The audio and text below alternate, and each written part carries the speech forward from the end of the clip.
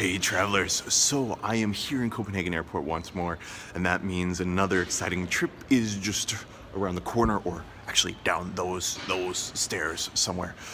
So I am off to Tanzania. So that's going to be my second time in Africa, and my first time solo, first time in Tanzania. Last time we did Zambia to visit my brother. I did it with my parents, and then we did a 3-day little safari down in Botswana in Chobe as well. This time it is 23 days all by myself wandering around, and I've teamed up with the guys at Fed Safaris. So my first 9 days are going to be a solo safari. So it's going to be me, the vehicle, the guide, and that'll be Stuart, who you guys are going to meet, and then a cook. And I'm going to be camping, and we're going to explore 4 different national parks.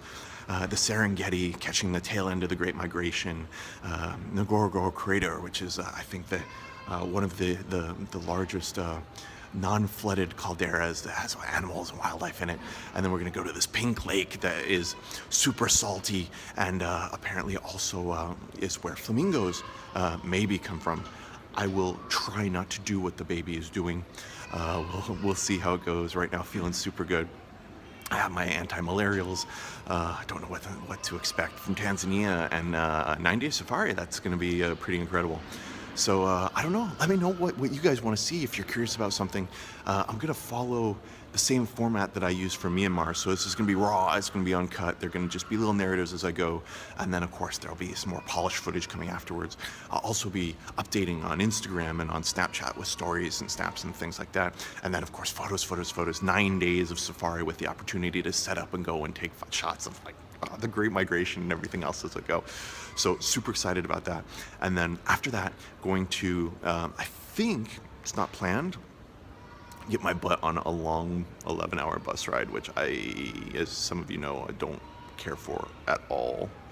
But from there, gonna pop over to Zanzibar, and then hopefully finish out the trip and spend the holidays, Christmas, whatever it might be, there on a beach, eating seafood, street food, anything that I can get my hands on. Just learning more about Tanzania. 23 days should be a good opportunity to kind of wander around a little bit. And again, I have no idea. It's going to be completely different than Zambia, I think, in a lot of ways, where I did my last safaris. Different animals, different experience, very different experience. So I'm excited, but I want to hear what you want to see. I'm still looking for creative ideas for photos to take. Of course, I'm aiming for those perfect safari shots of the cheetah and the lion and the elephant and everything else. But if you have some creative idea, and there will be boot shots, of course. But if you have some ideas, let me know. I don't know. I hope you guys are going to follow along with me and enjoy. I'll try and do these fairly regularly. As far as conceptions going into it, of course, I'm quite nervous, even though 50 plus countries now under my belt. Every time I go to a new place that has new transit or new food or new cultural norms, especially if it's new bathrooms, if those in transit are a little bit more perhaps challenging, that's a reoccurring theme that's always a little bit puts a knot in my stomach. But I'm taking my probiotics like I've talked about in the past. I have the emergency probiotics and the regular ones, which make a huge difference. Those have been amazing. I'm on my Malarone, my anti-malarials, and so it's go time. I don't know what else. I'm very curious to hear Swahili. It's a beautiful language. Hopefully hear some sung Swahili. What else? I mean, the Tanzanians that I have met, and there haven't been that many so far, have always been really lovely people. I know I was deeply inspired when I was in Zambia